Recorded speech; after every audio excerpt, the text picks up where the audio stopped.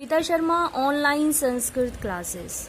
तो बच्चों, आज हम कक्षा 9 का पाठ 2 है ल्हासा की ओर, उसके प्रश्न उत्तर करेंगे।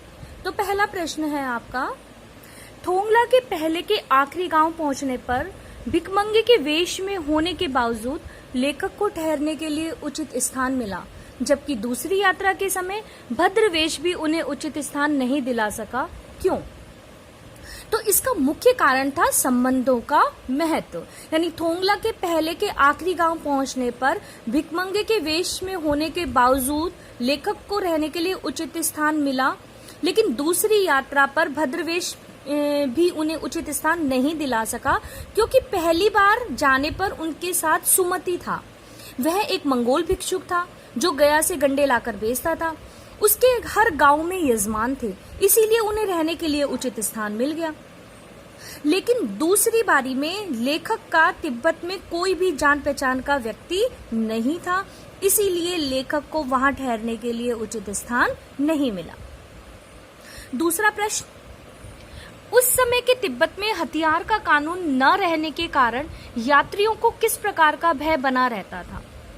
तो उस समय में तिब्बत में हथियार संबंधी कानून न होने से यात्रियों को हमेशा अपनी जान को खोने का खतरा बना रहता था। यानी जान चले जाने का खतरा उन्हें हमेशा बना रहता था।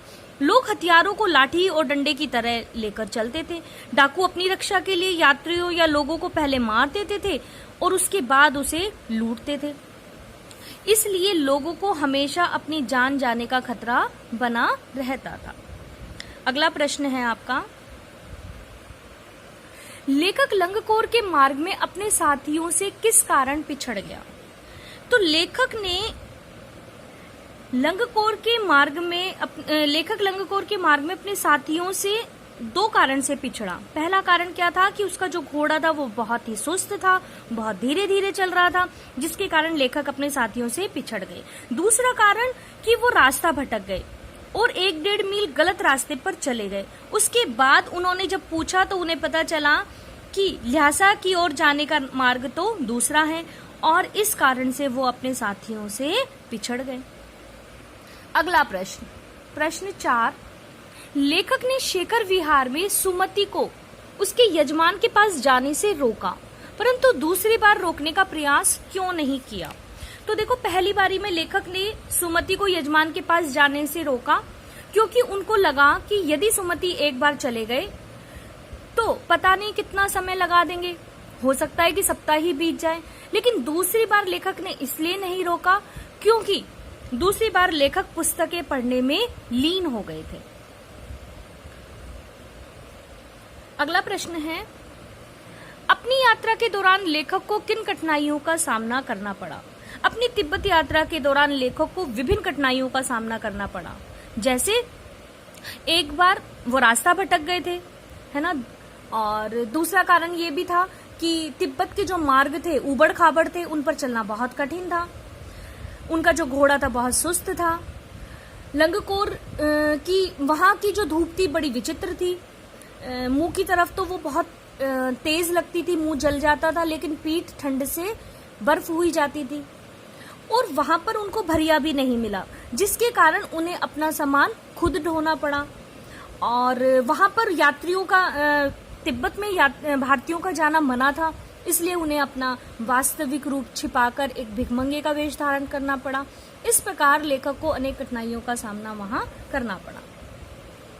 अगला प्रश्न है, प्रस्तुत यात्रा वृतांत के आधार पर बताइए कि उस समय का तिब्बत समाज कैसा था?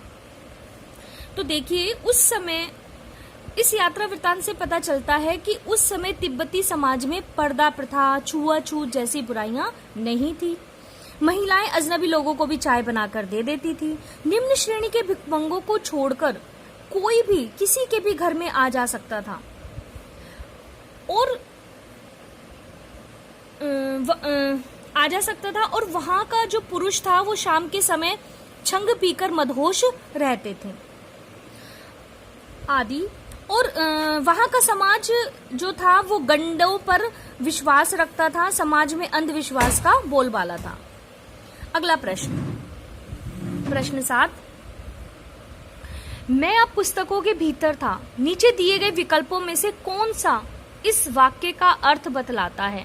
लेखक पुस्तकें पढ़ने में रम गया, लेखक पुस्तकों की शेल्फ के भीतर चला गया, लेखक के चारों ओर पुस्तकें ही थी, पुस्तक में लेखक का परिचय और चित्र छपा था। तो इसका उत्तर है लेखक पुस्तकें पढ़ने में रम गया।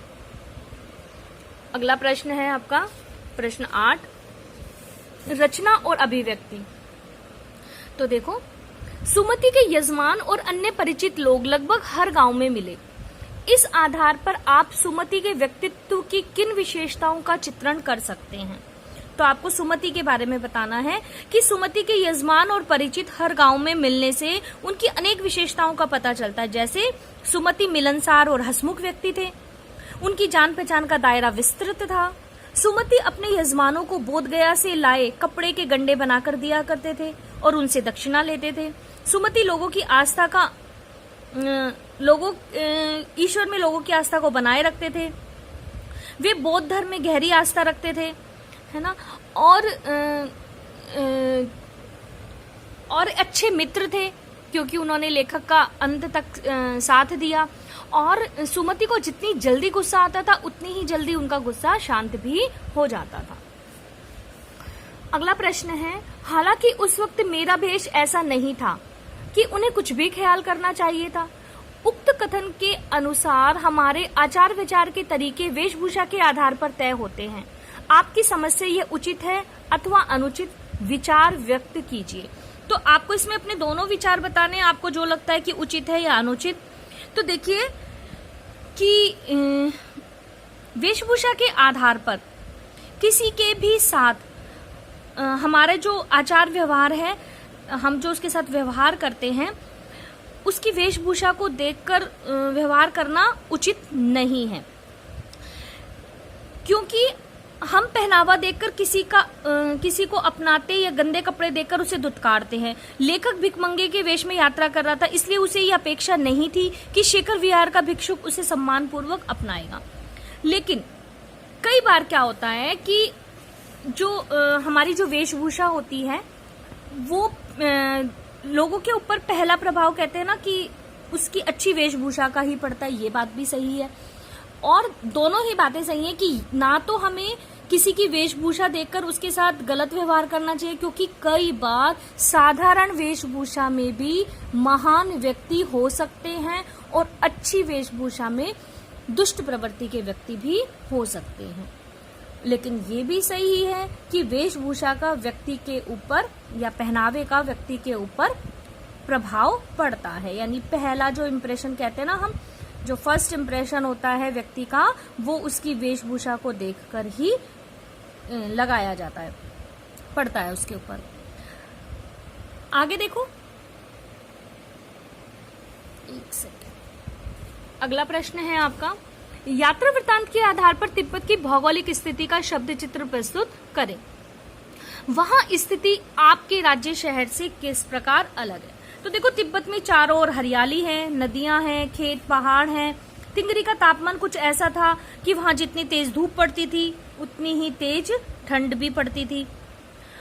वहां की स्थिति हमारे राज्य या शहर से बिल्कुल अलग है। यहाँ खेत व ऊंचे ऊंचे पहाड़ नहीं है। यहाँ धूप के साथ सर्दी का अनुभव नहीं किया जा सकता। या तो सर्दियों में बहुत अधिक ठंड पड़ती है यहाँ, और गर्मियों में बहुत अधिक गर्मी होती है। और वहां के रास्ते यहाँ की सड़कों से बिल्कुल अलग हैं। अगला देखो,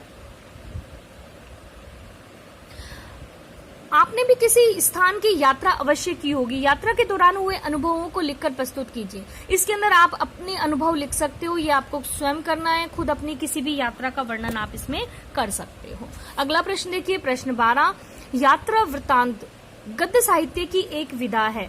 आपकी इस पाठ्य पुस्तक में कौन कौन सी विधाएं हैं और प्रस्तुत विधा उनसे किन मायने में अलग है? तो देखिए, क्षितिज जो पाठ है, क्षितिज जो किताब है आपकी, इसके अंदर अनेक विधाएं हमें मिली हैं। जैसे पहला जो पाठ था, दो बैलों की कथा कहानी है, ल्हासा की ओर यात्रा वृत्तांत है, उपभोक्तावाद की संस्कृति निबंध है, सांवले सपनों की याद संस्मरण है। नाना साहब की पुत्री देवी मैना को भस्म कर दिया गया रिपोर्ताज है। प्रेमचंद के फटे जूते व्यंग है। मेरे बचपन के दिन संस्मरण है। और एक कुत्ता और एक मैना निबंध है। तो यह पाठ अन्य विधाओं से इसलिए अलग है क्योंकि यह यात्रा वृतांत है। इसमें लेखक द्वारा तिब्बत की यात्रा का वर्णन किया गया है। यह उनकी यात्रा का अनुभव है, न कि किसी मनुष्य के चरित्र का चित्रण प्रस्तुत कर रहा है जो अन्य विधाओं में होता है। इसलिए ये अन्य विधाओं से बिल्कुल अलग है। तो उम्मीद है आपको ये समझ आया होगा पाठ। अगला देखो, एक और है भाषा और अध्ययन, इसको भी देख लीजिए एक बार।